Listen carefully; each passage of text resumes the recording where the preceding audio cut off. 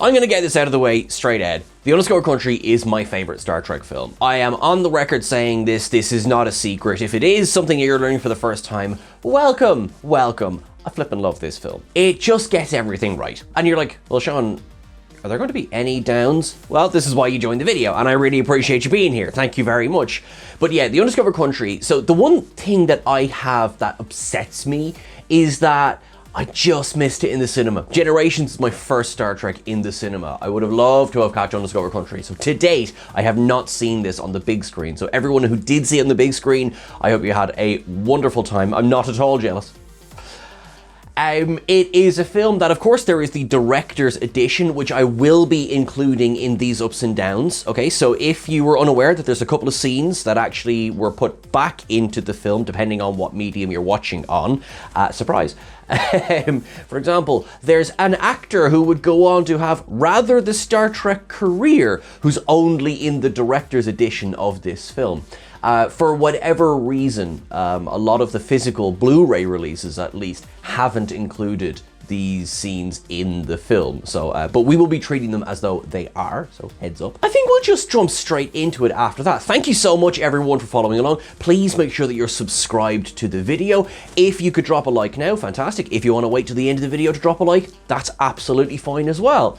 Let us jump into all of the ups and downs for Star Trek VI, The Undiscovered Country.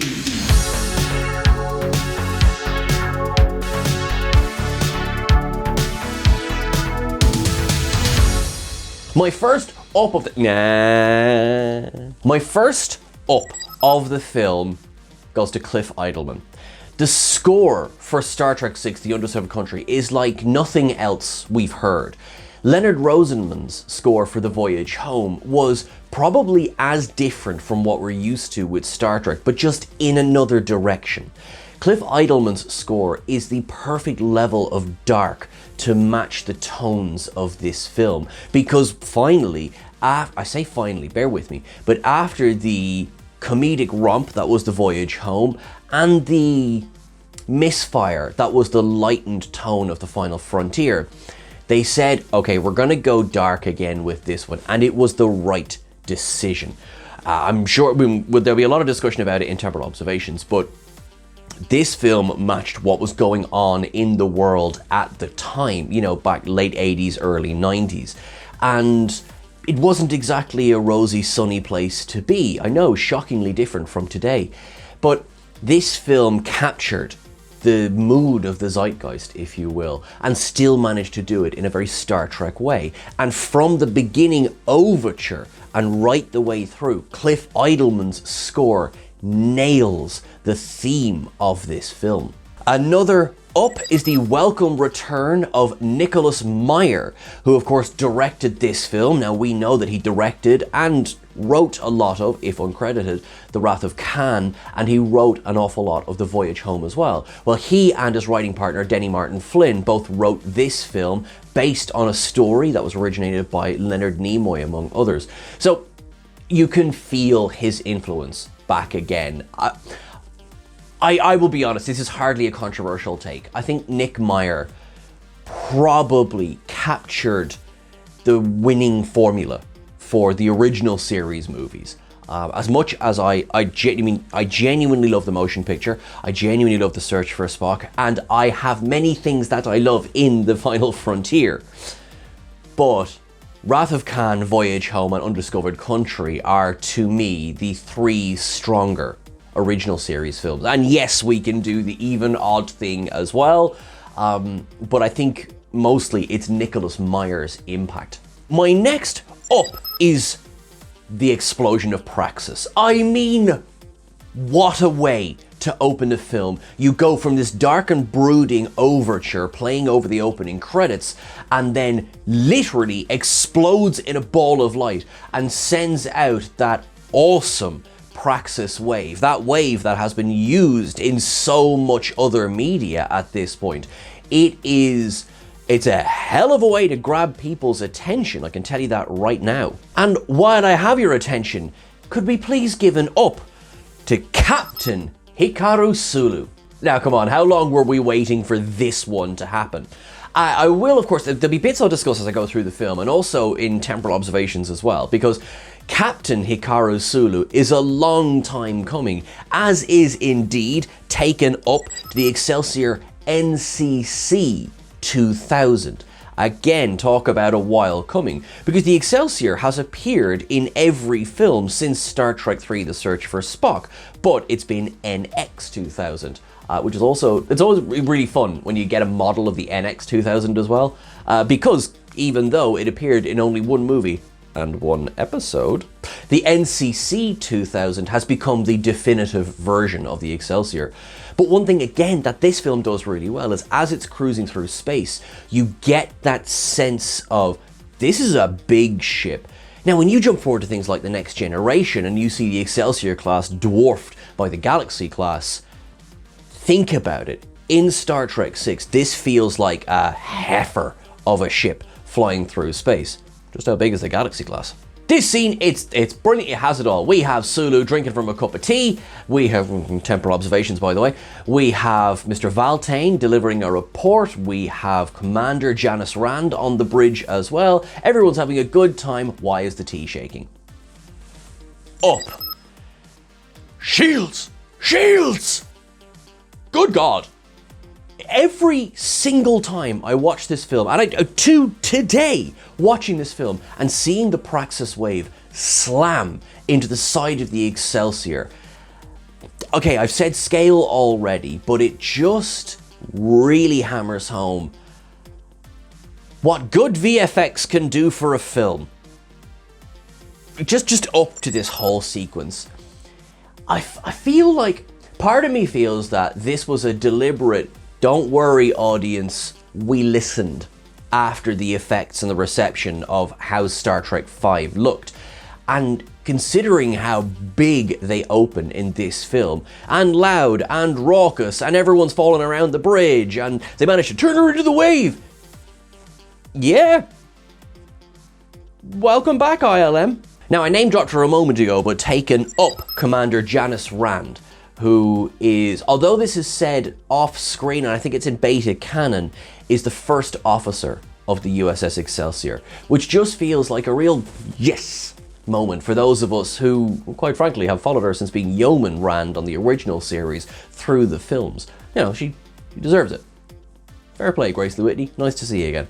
Obviously, they're wondering what in seven hells has just happened here.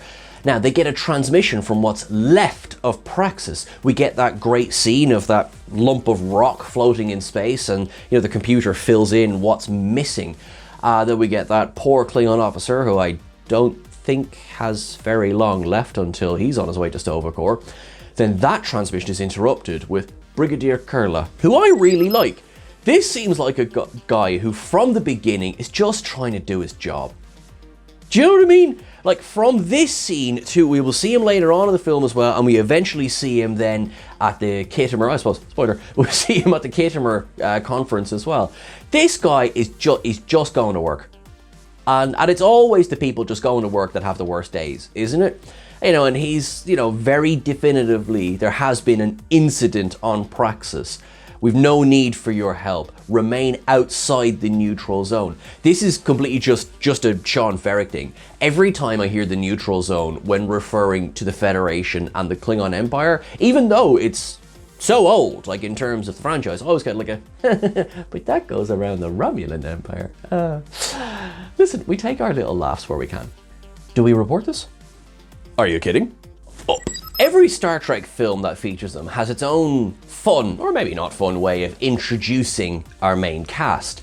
So we already have Sulu, of course, but what of the rest of the cast? One of the things that I really like about The Undiscovered Country is how our heroes, if you like, are brought into the action. We have that top brass meeting at Starfleet Command. I really, I mean, okay, you're gonna hear this, I'm gonna try and not say over and over again, I really like this, but anyway, I really like this meeting. Because although, of course, we have had admirals, we've had commodores, we've had fleet admirals, rear admirals, we've had fleet captains, we've had the bunch in Star Trek up to this point, we rarely had them all in a room together. And here we have Starfleet's top brass sitting in a circular fashion. You have, of course, then Kirk, Scotty, Chekhov, Uhura, and McCoy wondering what on earth they're doing here. There's a fun kind of apocryphal story about what they were doing before, because this is the crew at the end of their careers. As McCoy makes a joke, we're due to stand down. You know, we're a couple of months from retirement. You know, Uhura is said to be, it's not on screen now, but Uhura's hosting her own radio show. Scotty, of course, talks about having bought a boat. Okay, are we here as a courtesy? What's this about? And then Spock walks out. So first of all, up just to the scene in general. I think it's well directed, it's very tight, and it gets the point across quickly. Think about how to open a meeting. The Klingon Empire has roughly 50 years of life left. Okay. You have my attention. Also, you know, we talk about the length of time. 2 months ago, a Federation starship monitored a large displacement wave. Right, so time is moving in this film. I like that as well. You know, sometimes you have films where the events are said to take place over the course of a few hours, even a couple of days. Whereas this one is, the undiscovered country did not happen overnight. Spock speaks of the need to open a dialogue with Gorkon, Chancellor of the High Council. I want to give an up to Brock Peters in this scene. So, I mean, I'll be honest with you, it was going to be an up for Brock Peters anyway. Love that actor, and he just makes every scene he's in better. In Star Trek IV, Brock Peters as Admiral Cartwright was very much, you know, the Starfleet officer in charge. And he just brings this gravitas and maturity to the film that is a light film. He brings that gravitas and maturity, but of course, in a very different way here. Maybe this is a temporal observation, but there is the story that Brock Peters had a lot of difficulty delivering his lines in this scene in particular, because Cartwright is openly racist against the Klingons here.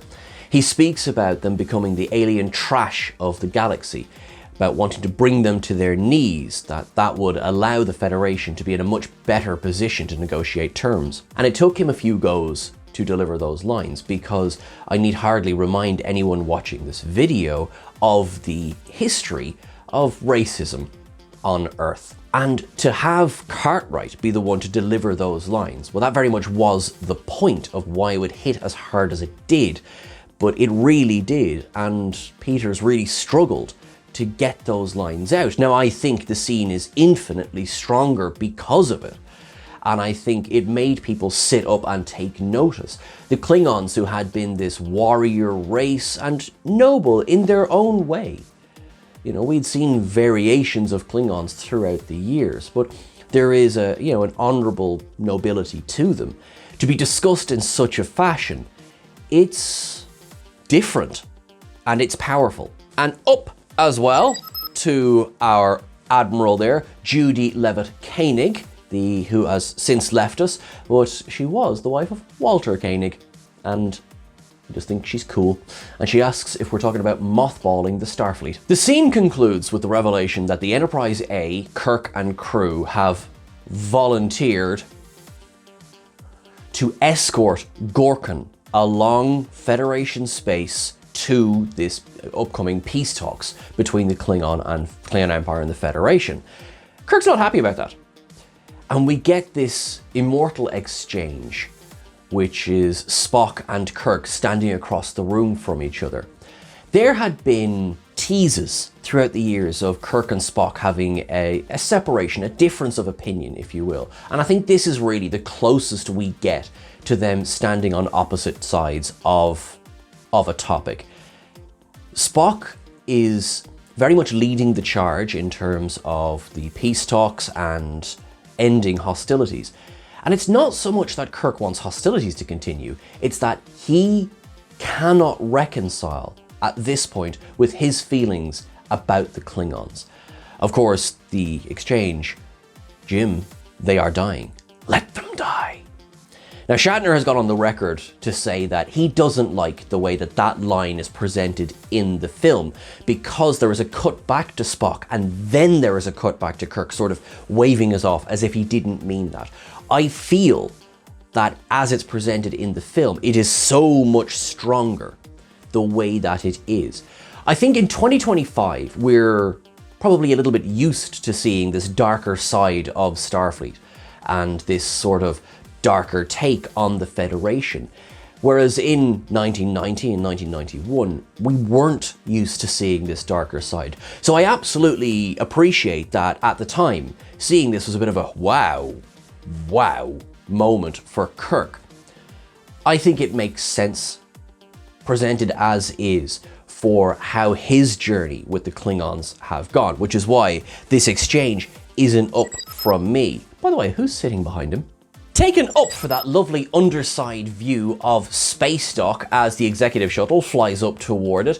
I mean, listen, how many times do you want me to say it? I love Space Dock. It's also very blue. I mean, it's always blue, but it's very blue in this one. I would be a hypocrite if I didn't do this. Down for the reused shot of the Enterprise A.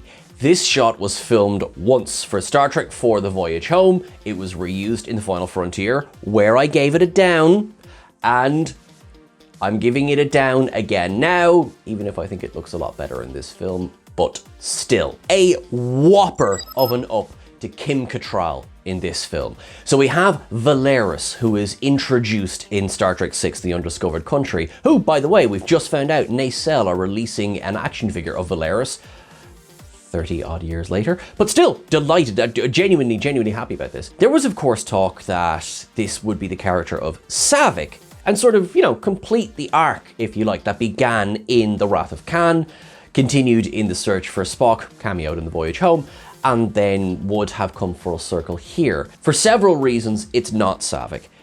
There is, the rumor is as well that Kirstie Alley wasn't available and Robin Curtis was never approached.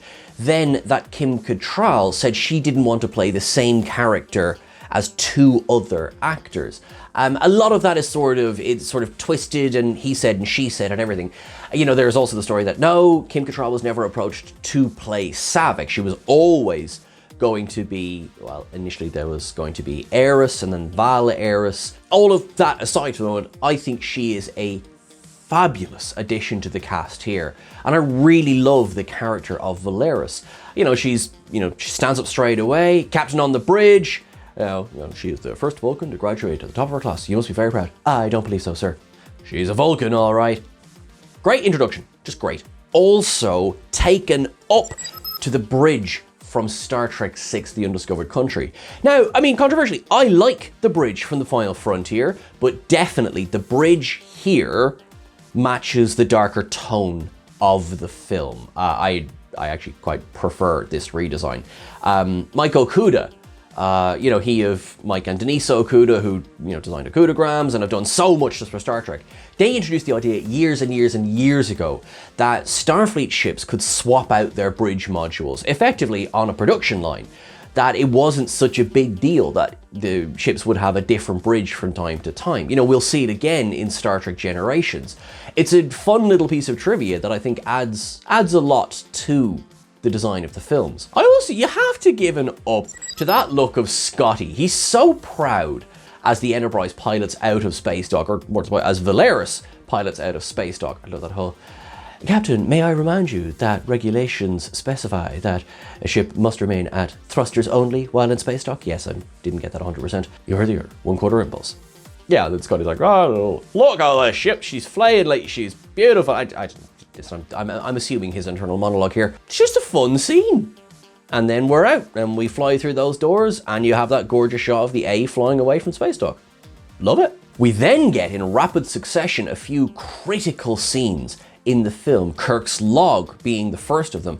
Now, I do want to give a separate up on its own to the inclusion of that photo of Merritt Buttrick, who had at this point passed away in real life. Although David and Kirk only knew each other such a short period, David's death looms large over this film, and of course Kirk's actions overall. This was a lovely little tribute. They didn't need to do this, and the fact that they did, I think, was a testament to the film and the team behind it. Of course, the log itself, that'll become very important as we go on in the film. Nice exchange between Kirk and Valeris. Already, she's been in the film 5 minutes and has, some pretty big scenes. The following scene, however, is even bigger again between Valeris and Spock in Spock's quarters. and this discussion of things ending, or is it new things beginning? The exchange is so well done. That's definitely an up from me. Kim Cattrall and Leonard Nimoy are they play off each other very well. Now again, there's the apocryphal story that apparently there was not butting heads so much, that apparently there was some photos posed for on the bridge of the Enterprise, quote, wearing only the Vulcan ears. Nimoy was furious when he found out, tore them up. That may very well have happened. None of that comes across in either of their performances, which I think is a testament to both actors. And almost latting them up for how much I love it is Kronos 1 flying in from the side. Also, I love the fact that it's from the side. You know, space is 3D. There's nothing saying that Kronos 1 is flying on the same 2D plane as the Enterprise. I've always loved that. But the way it comes like this and then flies toward the camera and up and over is, if you're like me and you have strange thoughts about the Katinga class battle cruiser, this was an exciting moment in the film, I'm not going to lie to you. And then it comes alongside the Enterprise A. We get that shot underneath it. Sean, focus. And we get that exchange then between Kirk and Gorkin. After Chekhov going, do we raise our shields? Because this is unprecedented.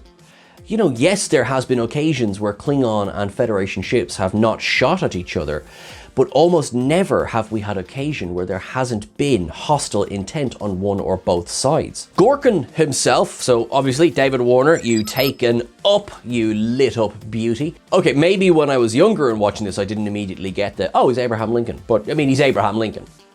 But he's also Gorbachev. In our recent interview with Nicholas Meyer, which is available on the channel now, I've been really looking forward to saying that, but yes, he talked about the inspiration behind Gorkin, and Gorbachev, the then premier of the Soviet Union, was the inspiration behind this character. And you know, they did what they could to get away. Gorkon, Gorbachev, close enough, but still styled after an American leader, Abraham Lincoln. It's all there. It's all there. Anyone who, like myself, is a fan of studying history, I wouldn't be surprised if this was your favorite Star Trek film as well.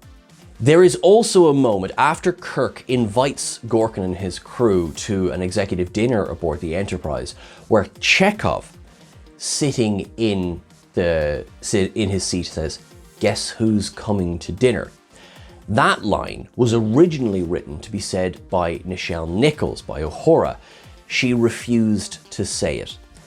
And I think fair enough, because the historical weight of that line, you know, there is that movie starring Sidney Poitier, Academy Award-winning Sidney Poitier, I might add, that deals with racial discrimination and prejudice and bias. There's a lot of weight in this film. And when you know your history, the film is maybe not harder to watch, but there's more to it than meets the eye. Nichelle refused to say it, and Walter says the line as well. I think the line works regardless, because of the disdain that he says it with. That, I think, it's not just, I mean, the line itself carries weight, but it's also the performance. Chekhov says it, and he very clearly does not want the Klingons coming to dinner at his table, on his ship.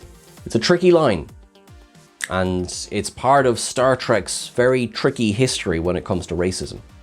Valeris, coming through again with some great suggestions, does however remind Kirk that there's a supply of Romulan ale on board. It might make the evening go more smoothly. I've tasted the commercially available Romulan ale. There's absolutely nothing smooth about the impact of that stuff. In the transporter room, which is definitely not borrowed from another set, we'll talk about it, we get the arrival of Gorkin, we get Azet Bur, taken up, Rosanna DeSoto, and we also get Christopher Plummer as Chang, take an up. Are you kidding me? He's brilliant. He is a thinking man's villain. He is, at all times, He seems to be enjoying himself. And this interplay that he has with Kirk, that he has with Spock, that he has with his fellow Klingons, at no point does he seem like he's not in control, except for two crucial moments in the film. Christopher Plummer shows you what chewing the scenery looks like when you have the talent to back it up. The Klingons sit down to dinner with Starfleet, the dinner which is so clearly laid out for humans. There's a really interesting visual thread for just how much the Enterprise crew get wrong in this film. At no point do they try and make the Klingons feel welcome. Now, they might invite them to dinner and they might give them a tour of the ship, but they don't ever make them feel like they have any place being there. Klingons being served the fun blue food, and again, there's the story of, Bill Shatner bet someone basically said, for $20 I'll eat a bite of this blue squid, and he ended up making a lot of money on the set. It's all for perhaps what we might assume fine dining would look like. You got your tablecloth, the gloves, you got the forks, you got the knives. None of that is appealing to Klingons. None of that is a sign of welcome. When you even have, for example, the Christopher Plummer, who is the dignified Klingon, and you have Gorkin as well, who are surprised to see you have napkins in napkin rings, everything. Was this a power play on Kirk's part, or was it just ignorance? I will, however, I'm going to give an up to what I'm calling getting thrifty with it, right? So they're clearly sitting in the Enterprise D's observation lounge, having walked through the Enterprise D's corridors, beamed into the Enterprise D's transporter room, and later on, the president ousted Guinan so he could have his office in 10 Forward. Reused footage can bug me, I've spoken about it, I won't belabor the point, but reused sets, when designed well, make perfect sense to me. I really like the fact that this is so clearly being filmed at the same time as The Next Generation. It ties it in a visual way to me. The dinner scene is, of course, an up for me. And we get Gorkin's toast to the undiscovered country. Now, that phrase itself has a history with Star Trek, which of course we'll come to in the temporal observations.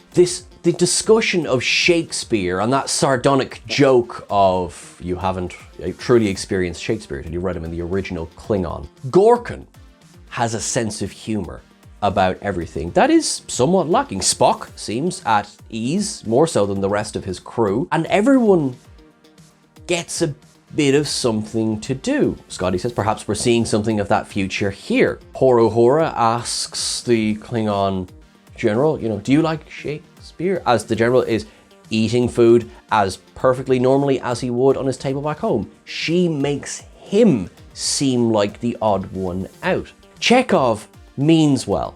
We believe all species have, inalienable human rights. Inalienable human rights. The very phrase is racist, as it were. We know where this is leading. The annihilation of our people. That's not true. McCoy gets in there as well. Chang, we need breathing room. Kirk, Earth, Hitler, 1938. Okay. The whole scene is my latinum up of the film.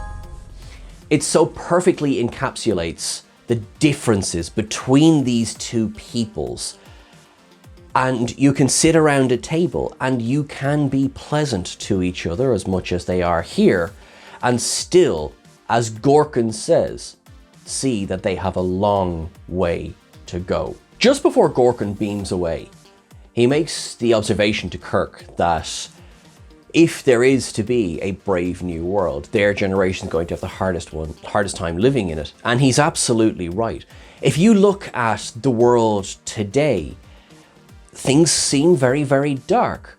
There will always be a future if hopefully we don't make some wrong decisions, but we ourselves, we imbibe the trauma of what we live through. And of course, trauma, it's very like scar tissue. It can harden and we learn to live with it, but it is very hard to forget something.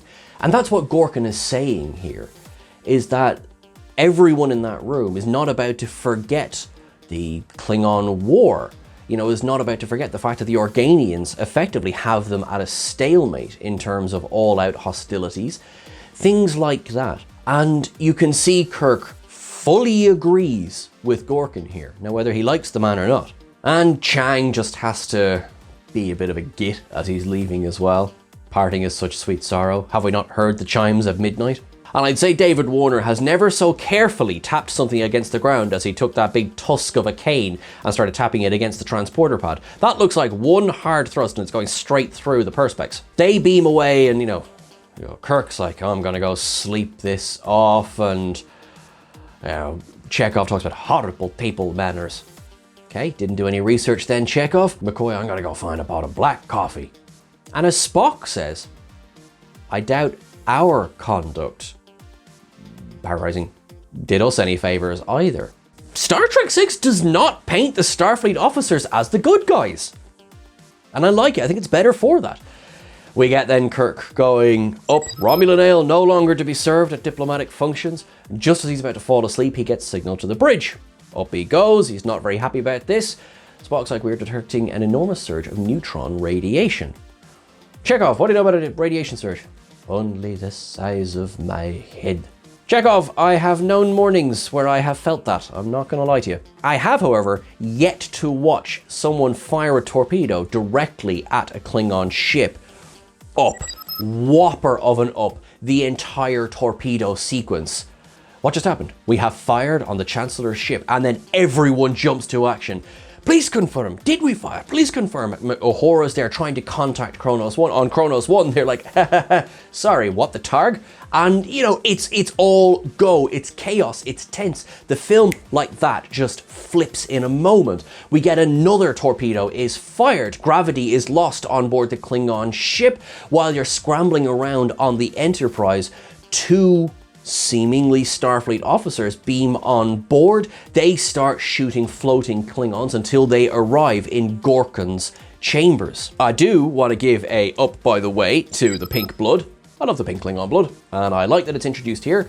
And an up to the very creepy assassins. Not that I believe assassins deserve an up, but, I say that now. Wait till you see it's somebody else doing the ups and downs next week. But anyway, the creepy, robotic, because of the helmet, emotionless actions that they take as they kill so many Klingons on that ship.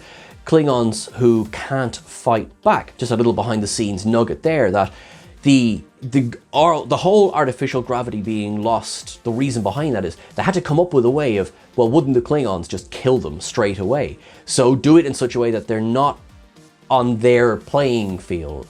How do you take some power away from them? Well, specifically include that shot of the disruptor floating up out of its holster from the Klingon officer. And then, yes, much like, you can almost assume Gorkin's just been to the theater. He's floating there and he is shot.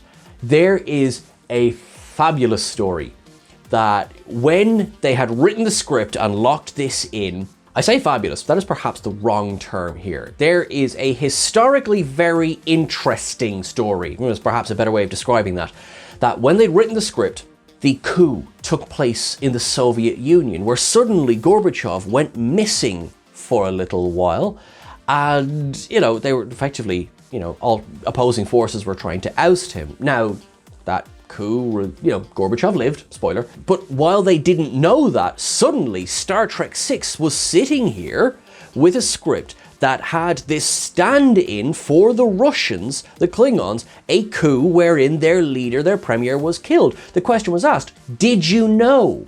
Now, of course they didn't. They couldn't have. But as Nicholas Meyer said, it was a very interesting couple of weeks in the production of The Undiscovered Country. What do we do here? Do we leave it as is? Do we change it? After Gorkin is killed, we're back aboard the Enterprise, and there is a visual clue here to Chang's true intentions, because gravity is restored aboard Kronos 1. You see things falling and hitting off the ground, bodies hitting the table, blood splattering. When Chang is on the view screen speaking to Kirk, he's still floating. I think the first time I watched this, I was a lot smaller. Okay, so I'm not gonna lie to you. The first time I probably didn't pick up on anything. Early times that I watched this, I probably went, Was that a continuity error? No. That was our first clue right there as to who was behind everything. Taken up. Kirk, we haven't fired. Spock, according to our databanks, we have. Twice. Have you no shred of decency, Kirk? We come in peace and you blatantly defy that peace. For that, I shall blow you out of the stars. And you get that shot of Kronos 1 swinging around and its front torpedo launcher glowing. There's a scene in Star Trek Picard's 3rd season where the USS Intrepid gets knocked out of power for a moment and then rises in front of the Titan. And people started describing that as, how do you describe a ship looking angry? Well, in Star Trek VI, The Undiscovered Country, Kronos 1 looks angry. And you get the immortal thing that you never thought you'd hear James T. Kirk say, signal our surrender. Captain, we surrender. Up. It's so significant, not just, of course, that the Enterprise surrenders, but that James T. Kirk is the one to say those words. Kirk backing down from a fight, Kirk fighting for peace by not fighting. This is the man who openly said, let the Klingons die. Now, Kirk and McCoy decide to beam over to Kronos 1. You get a little moment where Spock just, taps Kirk on the shoulder there. I'm sure that won't become relevant later on. And away they beam over. Kurla, again, he's just trying to do his job. They beam over. Have you lost your minds? I give you my word, I don't know what has happened. And then that walk through the ship, and we arrive at the scene of Gorkon taking what will be his last breaths. McCoy does his best to save Gorkon. You start to see McCoy trying to do CPR, trying to stop cardiac arrest, but as McCoy himself says, he's not trained on Klingon anatomy. You can be the best doctor in the universe, but if you don't know, you don't know. And Gorkon wakes up long enough to tell Kirk, don't let it end this way, before he dies. And it's powerful, and David Warner sells it, DeForest Kelley sells it, William Shatner sells it. It's an up from me. Kirk and McCoy are then arrested, and it makes as little sense in the moment as it does later on. As Kirk says, we tried to save him. The fact that they're not immediately killed is, we can infer later, part of the ruse. I mean, if they're just killed, the Enterprise might have fired. Technically, that could have only helped the mutineers' cases, but here it lends a sense of legitimacy, if you will, as little sense as it makes. Taking up John Shook. The Chancellor of the High Council is dead! How does that man get so much inflection into so few words? He's brilliant. Love him back as the Klingon ambassador we first saw in The Voyage Home, back here again as playing the same character. It's just great. John Shook, man. Just great. This, of course, is the scene set in the not at all 10 forward version of the President's office. Kurtwood Smith is great as the Federation President here. We get our second Efrosian in Star Trek history. And, we got Bill, the CNC, we've got Cartwright is here, Sarek is here. Lovely to see Mark Leonard again. Taken up. I know, he's Mark Leonard, we love him. Then we also have Romulan Ambassador Nullus. Let's see if he becomes important. After attempting to placate the Klingon ambassador, he's sent away, and now Director's Edition. We get the arrival of René Auberjonois as Colonel West, who is presenting Operation Retrieve, which is the plan to get Kirk and McCoy back from Klingon space. He says that they can be in and out in 24 hours with an acceptable loss of resources and manpower. Is that one of those many Bothans died things? Acceptable loss of manpower says to me is that he doesn't say loss of life. It's one of those things where it's like, is he saying that? I mean, I guess, are their lives worth more than other people's lives? Is anyone's? These are the big questions Star Trek makes you ask. Aboard the Enterprise, Starfleet Command is screaming for the Enterprise A to head back to port, and that's where Valeris gets another great scene. And all she does is relay a story of several hundred years ago, there were workers who felt their livelihoods threatened by machinery threw their wooden shoes named sabots into the machines to break them. Hence the term sabotage. Oh, All communications blocked.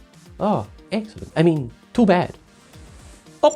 We get a brief exchange between the Federation President and now Chancellor Azet Bor, where we're just cutting straight through it. I want to let you know that this shameful President, let us get to the point. And she says that she does want the peace talks to go ahead. Now, this is very important because there's some people in the room she's sitting in that do not want that peace talk to go ahead. We get the quote from Paradise Lost, better to die standing than live on our knees. Paraphrase, but still, oh, the historical here. And again, I wonder, was that Meyer? This is Paradise Lost played a large part in Khan's reading material of The Wrath of Khan. We get then all of that exchange being in Klingon. That is not what my father wanted. And then Chang going, your father was killed for what he wanted. The peace talks will go ahead. But Kirk will pay for my father's death. Some people in the chat last week started to surmise what my dilithium up was going to be for this film. Some people got the guess right. It's the trial. Come on, it's the trial. Everything about this scene, from particularly Christopher Plummer in this scene, but also William Shatner and DeForest Kelley, and oh look, it's Worf, take it up. Michael Dorn as well in the scene playing Colonel Worf. I'm going to speak in temporal observations for the connections between the Undiscovered Country and the Next Generation at the time. So there is a lot of connections obviously in this film, and they're deliberate. And then there's vice versa as well, but I'll talk about that in temporal observations. As the CNC says back in Starfleet, it's a show trial tying in with the themes of, Russia or the USSR, at the time, versus the United States. And of course, the great show trials after the Stalinist purges in the mid-20th century as well, which was not as long before this film was made as it is now. Time is a funny thing. This is quite clearly a setup. Now, I'm going to give an up to McCoy attempting to have a sense of humor while he's very much on death row at this point. You can assume that they knew they were facing the death penalty here. What is your current medical status? Aside from arthritis, I'd say pretty good. One Klingon finds it hilarious. McCoy is there, beaming, until he looks down at Chang. You have a singular wit, Doctor. Does Chang have a point? They had all consumed rather a lot of Romulan ale. Chang is correct. And McCoy did not have the medical knowledge to treat a Klingon. That is correct. Should McCoy have been there? Now, you might make the argument, you have to try, which I would agree with. I think that is a valid argument. Could somebody else perhaps have saved Gorkon? Well, they say there was a surgeon on board Cronus 1 and then they were killed. He's using just enough of the truth to condemn McCoy here. And it's very uncomfortable and it's very upsetting to watch because Chang's kind of right. He announces to the room that he's, established the particulars of the crime, and now we're going to turn to the architect of the crime, James Tiberius Kirk. First time it's ever said on screen. We've known about James T for a long time. It is very clear that Kirk is being set up. McCoy says as much, don't answer. And Worf jumps in because he's defending them and says, do not answer that question. If it was found that members of your crew committed this assassination, what's your position? As captain, I'm responsible for the conduct of the crew under my command. Seems like that's it. Damning altogether. So that itself is an up in a kind of a horrible way. But Chang starts to paint him into a corner. And again, there's a great real life parallel here, which again, temporal observations, but don't wait for the translation, answer me now! Up. I believe Christopher Plummer really wants to take Kirk down in this scene. And it speaks to the fact that Plummer and Shatner had worked together years before working on this film. There was a rapport there, and that comes across so strongly. There's also a wee familiar face sitting in the translation booth. Captain Kla got quite the demotion after Star Trek V, didn't he? Todd Bryant cameos here in this scene as one of the translators. I'll be honest with you, many years went by and I never noticed. So there you are now, there's Captain Kla. But just after the line in which Kirk says, captain's responsible for the crew under his command. We cut to the Excelsior, which is also watching the trial. And at that moment, Sulu asks Rand to send a message to the Enterprise, Signal Enterprise. Excelsior stands ready to assist. Taken up. There's a little upset at the end of this trial when the judge commutes the death sentence. Now, this is the first of our two moments where Chang looks like he's not in control. There's that blink of... Or is it a wink? Well, it's one of those. And he looks to the side, and that was not what he was counting on. However, they do get sentenced to a life on Rura Penthe. And you can see from the reactions throughout the Federation that Rura Penthe is about as much fun as being fed through a mangle slowly, feet first, so you can react. And yeah, as Scotty says, better to kill them now and be done with it. This leads to this great scene on the Enterprise, where Spock asks for the footage of the torpedo hit to be shown again. And we get the great working things out scene on the bridge, where they talk about this enormous amount of neutron radiation that only could be generated by another ship. They're adamant that it didn't come from the Enterprise.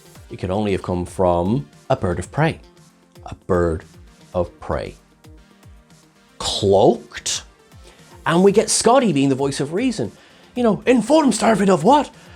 A new ship that can fire while cloaked? Raving lunatics, that's what they'll call us. So desperate to exonerate the captain and Dr. McCoy that we'll come up with anything. And they would be correct. We have no evidence. This bird of prey that can fire while cloaked. And then Nicholas Meyer, don't think I didn't see what you did here. Nicholas Meyer is famously a lifelong fan of Sherlock Holmes, has written several novels featuring Holmes and Watson, and is one of the living authorities on Holmes, and just casually makes Holmes Spock's ancestor. An ancestor of mine once maintained that when you eliminate the impossible, whatever remains, however improbable, must be the truth. A direct quote from Holmes himself. Taken up. Sherlock Holmes being Spock's ancestor. Everything about this, we do not have proof, just a theory that seems to fit the facts. And then, of course, we get to, if we did not fire on the ship, then whoever altered the databanks must be on the Enterprise. Scotty takes this moment to confirm to Spock that all weapons are visually accounted for. Sir, this calls back to an earlier scene from the director's edition, where Valeris, Spock, and Scotty are crawling through the bowels of the ship, and Scotty says that, yes, they will have to visually count every torpedo. That's the great scene where we get confirmed on screen that Klingons don't cry. She never shed a single tear. I bet that Klingon bitch killed her father, talking about Azet Bor, to which Spock goes, hardly conclusive, as Klingons have no tear ducts. There it is, that's where it's confirmed. That was in that scene in the director's edition. That scene on the bridge ends with the search for any kind of clue. Someone is aboard the Enterprise with knowledge of what happened. Over on Rura Penthe, we get a cameo from the great, well, I say cameo, but, W. Morgan Shepherd, who has appeared in several other Star Trek productions, but also he just has great presence. This is the Gulag Rura Penthe. Also, Gulag, we're going hard on the USSR themes here, aren't we? And that, I've always felt really bad for that poor blighter who was thrown out into the styrofoam and froze. We go down and go through, we get the introduction of Iman, who is fantastic as Martia in this film. She's just brilliant. She adds so much to the film with a relatively small little role. Of course, she's crucial in McCoy and Kirk's story and in some revelations, and introduces an entirely new branch of aliens. Ironic, really, that Comaloids and Rene Auberjonois both joined Star Trek in the same film. On the Enterprise itself, again, continuing this theme of kind of walking through the bits of the ship you never really see, Spock, Valeris, and Chekhov are in one of the kitchens, which leads to the where they're talking about the gravity boots. Chekhov goes, why not simply vaporize them? I almost downed this. I'm not going to lie to you. I did almost down this. Why is there a weapons locker in a kitchen that seems to have no lock? Now, maybe there's a thumbprint lock on it, so... why wouldn't Chekhov know that vaporizing something would set off the alarms? I nearly downed this, but the scene's so much bloody fun. It just kind of saves it. Especially with everyone reacting the way that they do. Uhura turns up with, you've got security officers there. You've got Scotty comes in and says, who the hell is firing up? That's when we lead to the exaggeration of, Mr. Scott, I believe you're having problems with the engines. There's nothing wrong with the bloody thing. Mr. Scott, if we put back to a starbase, the assassins will disappear. We will never see McCoy or Kirk again. Could take weeks, sir. A lie, an error.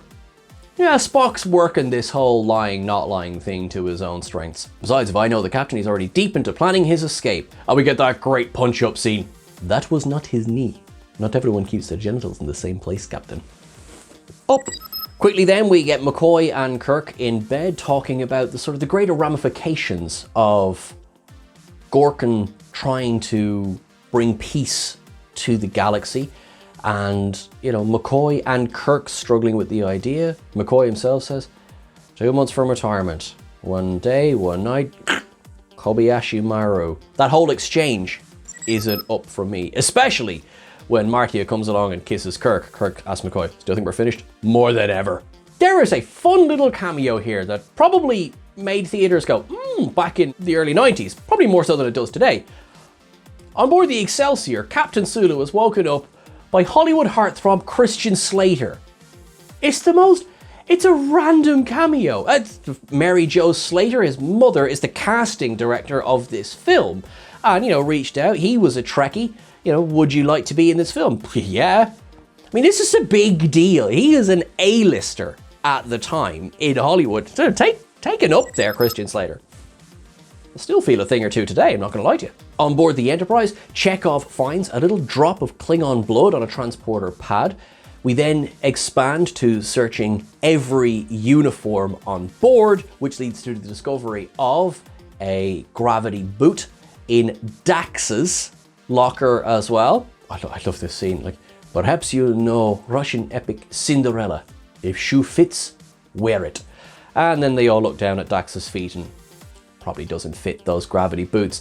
It's a silly scene, it's a fun scene, it's a throwing people off the scent scene, it's an up. On Rora Penthe, McCoy and Kirk think that they've been had as they go to where Martia told them to meet her, and they're like, nope. They don't take girls down the mines because she's shifted shape into some sort of big kind of brutish ape thing. They don't take girls. Huh. You could see Kirk's face like, okay.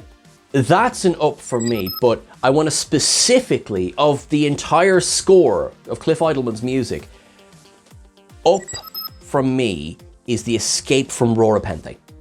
That whole sequence, visually and musically, is beautiful. In fact, if you listened to one track from the soundtrack today, I'd say listen to the whole soundtrack, but Escape from Rora Penthe is absolutely gorgeous. It dials up the tension, it dials up everything. It is wonderful, wonderful. You will note that the down counter is at 0 because, as you know, a dilithium removes a down, so okay. But I have to say, down in solidarity with Nichelle Nichols. Why doesn't Uhura know how to speak Klingon? And that's not a criticism, of course Uhura would know how to speak Klingon. The scene is very, very funny, don't get me wrong, I really like the scene, but it doesn't make an awful lot of sense. And I like that, temporal observation, this is something that the Star Trek franchise went ahead and fixed later on.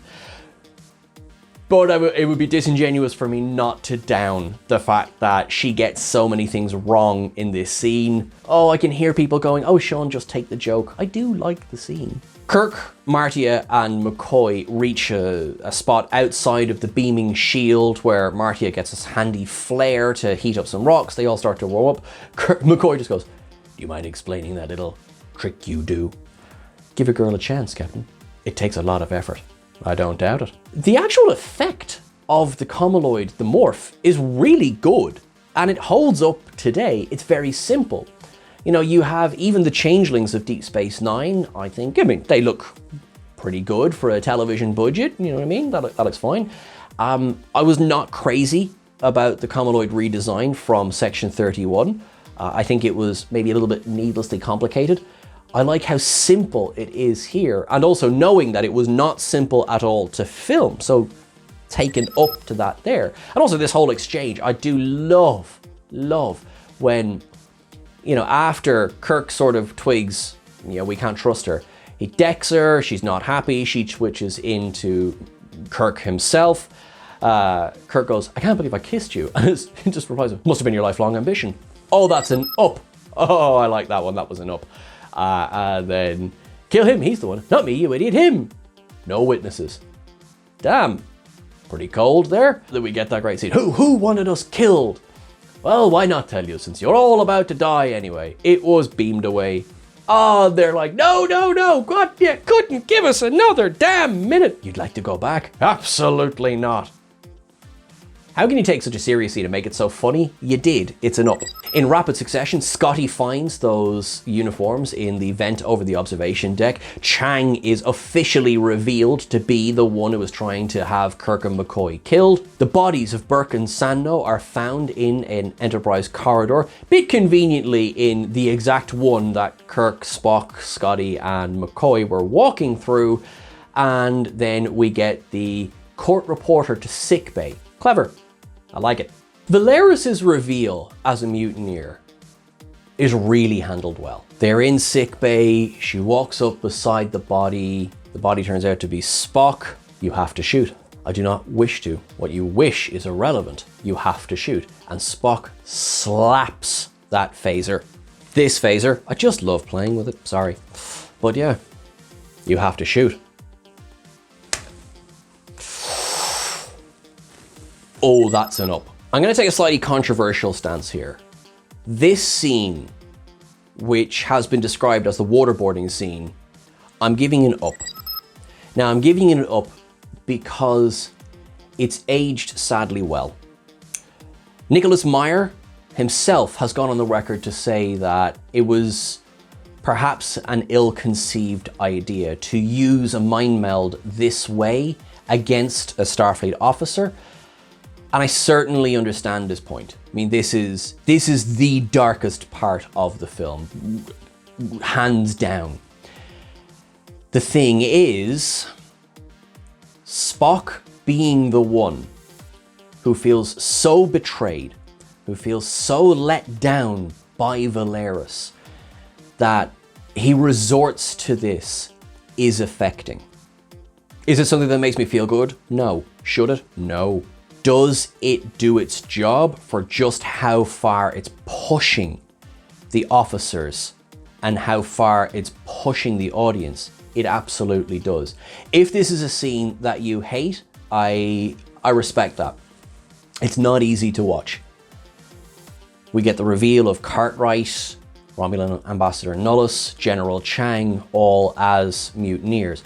There's an extended version of the scene where there's flashes to their faces. I'm glad that they cut that from the main thing. The names are enough. It's a painful scene, and Kim Cattrall sells it so well. What does it take to make a Vulcan cry out in pain? It's a very effective scene. My up stands, but of course I have to respect the fact that, you know, the writer has mixed feelings about it. Valeris has already asserted that any ship-to-shore communications will be blocked, and as it stands, she does not know where the new peace conference is going to take place. And Scotty goes, then we're dead. And Spock comes through with, I've been dead once before, contact Excelsior, she'll know. All right, sassy Spock, taken up there. And this, you know, this version of Only Ship in the Quadrant, no, this makes perfect sense because this isn't a fleet-wide broadcast. This is, we can't message other ships because they're going to shoot us down. At this point, they're pretty much a ship of, not mutineers, but certainly renegades. Spock and Kirk in their quarters, and Spock discusses how his own pride got in the way. And that exchange of, you know what, Spock? Everybody's human. I find that remark insulting. Come on, I need you. Just little scenes like that really help to, that's definitely an up. That helps to flesh out these characters. Even at this stage, these characters we know so well. The approach to Khitomer, take an up, because this entire sequence of the film is just tension, tension, tension. Khitomer itself, of course, I will discuss in Temporal Observations. All of you out there who enjoy a bit of ship porn, the Enterprise A gets some pretty gorgeous shots in this entire sequence. As we fly closer and closer, who comes on the communications, but I can see you, Kirk. Can you see me? Up. All the damned Shakespeare. Up. Love it. I mean, as this amazing weapon that can fire while cloaked starts kicking 7 levels of crud out of the Enterprise, it's still a bird of prey, mind. And Jag is just having the time of his life. Cry havoc and let slip the dogs of war. Oh, I just, you know the scene. You love it. It's brilliant. And the way it's shot with the way Chang is sitting in his chair, he's not even, there's no nerves, nothing like that. He's completely in control here. Torpedo impact that cuts to Spock just going, gas. What? Gas, Captain. The ship has to expend fuel. So taken up from that, but down. Well, what about all of that equipment on board that we're using to catalogue gaseous anomalies? The thing's got to have a tailpipe. Except it was the Excelsior that had it. It was the Excelsior that spent 3 years cataloguing gaseous anomalies in the Beta Quadrant. It's part of Sulu's log in the beginning of the film. And the story goes that William Shatner suddenly had it changed that the Enterprise had that equipment on board so that the Enterprise could be the one to save the day, not the Excelsior at the end. Grain of salt, but it is a continuity error in the film. So as fun as it is and what it leads to is great, that's a down. Speaking of the Excelsior, they're warping through space. Sulu's going, come on, she'll fly apart. We'll fly her apart then. Up. All right, George. Meanwhile, the Enterprise is really struggling because, you know, they can't really, it's not like they can aim their ship in such a way that, you know, there's one bit can take less fire from the bird of prey because they don't know where the bird of prey is. And I love the way Scotty just goes, she's packing quite a wallop, shields collapsing. Meanwhile, Spock and McCoy, for some reason, are doing surgery on a torpedo.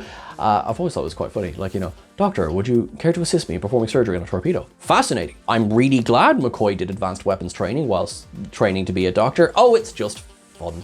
But it does lead to that fantastic scene of the torpedo ripping up through the saucer section of the Enterprise A. The hull has been compromised. I wonder how bad. Bye-bye, observation lounge. You were nice while you lasted. And then the Excelsior arrives. Now we're giving them something else to shoot at. Ah, the game's afoot. Boom! Excelsior's been hit. Love it. Kirk wants to know where his torpedo is. She's got a heartbeat. And then that great fire. Just the close-up on Chang's face as that torpedo fires. Here's the other bit where he's really not in control. The torpedo floats through space, and is coming right for them. To be or not to be. Target that explosion and fire. The Excelsior fires, the Enterprise fires, and of course, the Enterprise fires the final torpedo that causes the bird of prey to explode. I'm giving this bird of prey explosion an up here because here it was original and looked great. In rapid succession then, we get the crews of the Enterprise and the Excelsior beamed down to Khitomer to stop the assassination. The music is absolutely pounding. It really, really works. Kirk jumps in front of the President to save him. Scotty breaks down the door to stop the assassin who looks like a Klingon from taking another shot at Valeris after they announce to the room, quite strangely, that they have a full confession right here, but it's all right. Scotty stops the assassin. He goes blasting through a window. Down he goes, and director's addition, Worf gets an additional line by discovering this is not Klingon blood. They pull off the mask to reveal none other than Rene Auberjonois, Colonel West. And the scene, although quite chaotic, very rapidly comes back down into a bit of sense. Cartwright tries to get away and runs straight into Sulu, who has a phaser pointed at his chest. You have weapons being pointed here, there, and everywhere, but calmer heads prevail. Kirk makes a speech in which he effectively exposes the assassins and brings everyone, up to speed on everything. And Azetbur, looking at Valeris, goes, "You've restored my father's faith." And Kirk goes, and you've restored my sons. I'm not really sure how, but I like the moment. As the Enterprise and the Excelsior float through space together, we get that gorgeous shot of the pair of them from behind. That is an up from me. We get that great sign off, first of all. So Sulu is the first to leave. Sulu and Rand, sorry, are the first to leave. And Valtane is there looking very alive. Temporal observations. As much as the crew of the Enterprise, I owe you my thanks. It's great to see you in action one more time. And as she flies off, McCoy goes, my God, that's a big ship. And Scotty goes, not so big as our captain, I think. Kirk goes, I think it's time we were getting underway ourselves. And Uhura delivers the line, Captain, we have orders to put back to space dock, to be decommissioned. This is it. This is the end. And as they sit there and realize that their time on the Enterprise has come to a close, Spock goes, if I were human, I believe my response would be, go to hell. If I were human. Up. Kirk gives his final captain's log as commander of the USS Enterprise. He talks about how he and his crew will be committed to posterity, how someone else will take up the mantle of the Enterprise, and they will boldly go where no man, where no one has gone before. Up.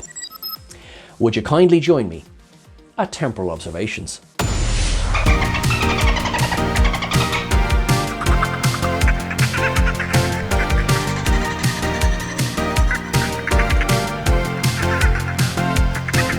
Cliff Idleman composed an opening theme for Star Trek Discovery, which is available online if you check that out. The explosion of Praxis was, of course, mirroring the Chernobyl disaster in Ukraine from 1986, which historians agree was the beginning of the end for the USSR. The entirety of the Excelsior's journey is expanded in the 30th anniversary celebration Star Trek Voyager episode Flashback. Of course, all the cast came back. It was a lot of fun. The cast came back. Grace Lee Whitney came back. Of course, George Takei came back. Poor old Valtine. Valtine doesn't survive the events of Flashback, which makes him standing at the end of The Undiscovered Country a bit of a continuity error now. We can just say a wizard did it, but it's a lot of fun. That's a lot of the 30th anniversary, of course, celebrating not just over on Voyager, but on DS9 as well. They used the Trouble with Tribbles for that one. George Takei hadn't been in that episode, so I like how they handled it. Brock Peters returns again. Now, I've loved Brock Peters for years. I went on about this during the Voyage Home as well. He would return after this to play Joseph Sisko in Deep Space Nine as well. The Let Them Die line, I alluded to this as we were going through it, but William Shatner was quite unhappy because of the way that the line was cut in, that he really, really meant it. He wanted it delivered in a more of a let them die, sort of a more flippant, still saying the same words, but not delivered with as much venom as Kirk delivers it here. Valeris, so there's this theory that it was meant to be Saavik, and there is a truth to that. Nick Meyer has spoken in interviews about Gene Roddenberry originally hating the idea of Star Trek VI: The Undiscovered Country. And at this point, although they had to send him the script, he didn't have creative control. He couldn't veto anything. So Meyer has alluded to a meeting where he described his own behavior as regrettable, that he ended up shouting at Roddenberry, who was a very ill man at this stage, which is, I think, one of the reasons, because he died quite soon after. It's one of the reasons that he was not happy with how it ended. And in it, Roddenberry said, Saavik would never do this, Saavik would never do this. And Meyer quite correctly stated, I invented Saavik, I can do what I want with her. And then the story goes that Kirstie Alley wasn't available, Robin Curtis was never approached, and so the idea of it being Saavik was dropped, and we got Kim Cattrall as Valeris instead. The use of the Next Generation sets. So I've mentioned that already. We have the transporter room, the observation lounge, 10 forward was used, and the corridors as well. There's actually an awful lot of Next Generation connections with this film. So obviously Michael Dorn is in the film. By the way, did you catch the ongoing joke that Colonel Worf is denied just like Lieutenant Worf is as well? But this being, the last big original series film, The Next Generation had done a lot of I suppose, you think of Unification, which aired before The Undiscovered Country hit theaters. That featured Mark Lenard and that featured Leonard Nimoy as well, as a way to drum up interest in this final film for the original series cast, and also celebrating a lot of the legacy of Star Trek as well. Khitomer actually originated in The Next Generation, which I'll mention in a moment as well. But there's a lot of connections happening in Star Trek at the time. The title of The Undiscovered Country was actually touted as an original title for Star Trek II, which of course became The Wrath of Khan. Kronos 1 we would see again on loan to the Federation, parked outside Space Dock 1 at Athen Prime at the Fleet Museum. René Auberjonois debuts in Star Trek here as Colonel West. He would of course return as the wonderfully irascible Odo.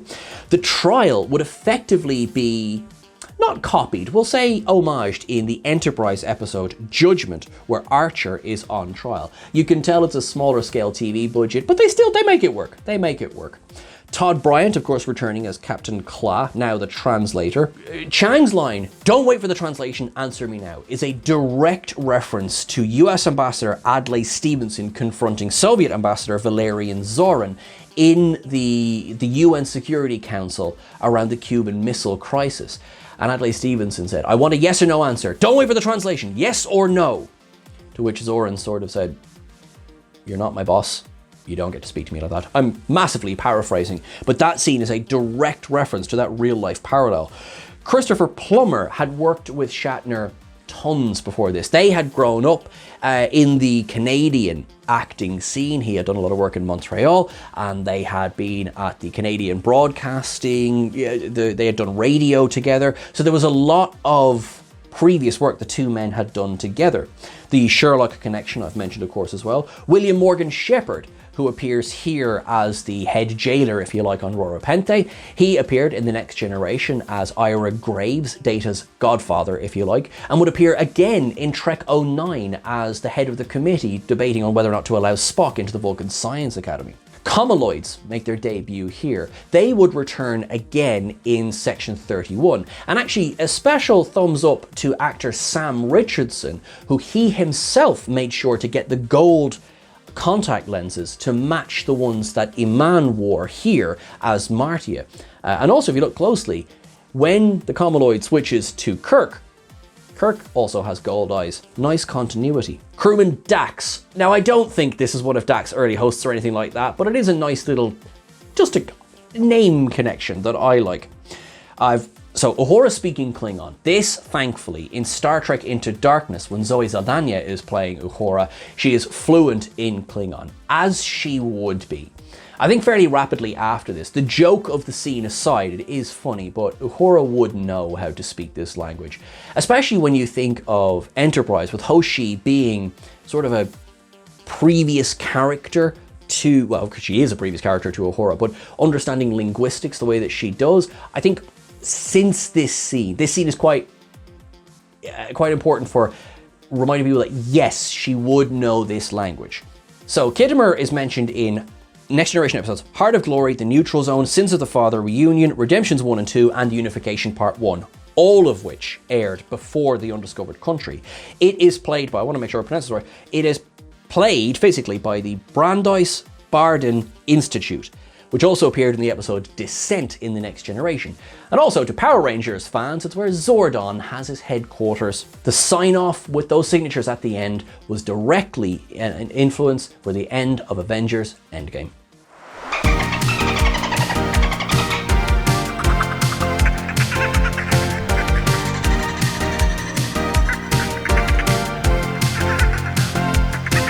Before we go anywhere, in the spirit of Kirk's final adventure as captain of the Enterprise, what about Kirk's adventures before the Enterprise?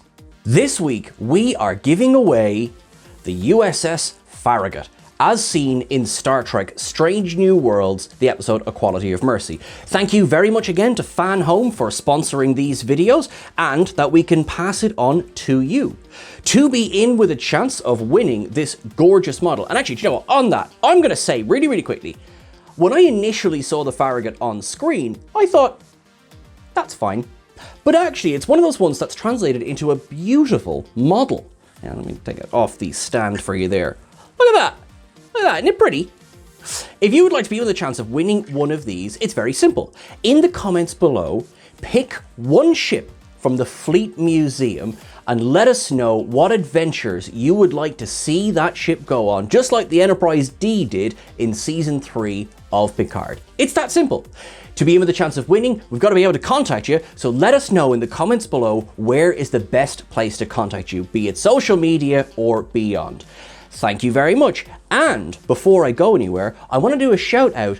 Dave Jones, I want to say how much we appreciate your contributions and your donations to this channel. Myself and Chris have spoken and we both agree that the Enterprise F is yours. But you need to get in touch with us so that we can get in touch with you and get it sent out to you. So folks, thank you very much. Thank you for watching along. And now back to the video. That's everything for our ups and downs. Thank you so much for watching along. I've had so much fun doing these original series movies. We will, of course, be doing Star Trek Generations next, where we'll have a little bit of a crossover between original series and the next generation. But I hope you've enjoyed everything. Please drop a like on this video if you haven't already. We really, really appreciate it when you do. Please subscribe to the channel. 320,000 subscribers is just bonkers. Thank you so much. We're on all the various socials at Trek Culture. We're at Trek Culture YT on Instagram. I'm at Sean Ferrick. And thank you so much to the wonderful Tom who edited all of this together into the beautiful video you're watching now. Until I see you again, live long and prosper. And let's head to the second star to the right and straight on till morning. Thanks very much.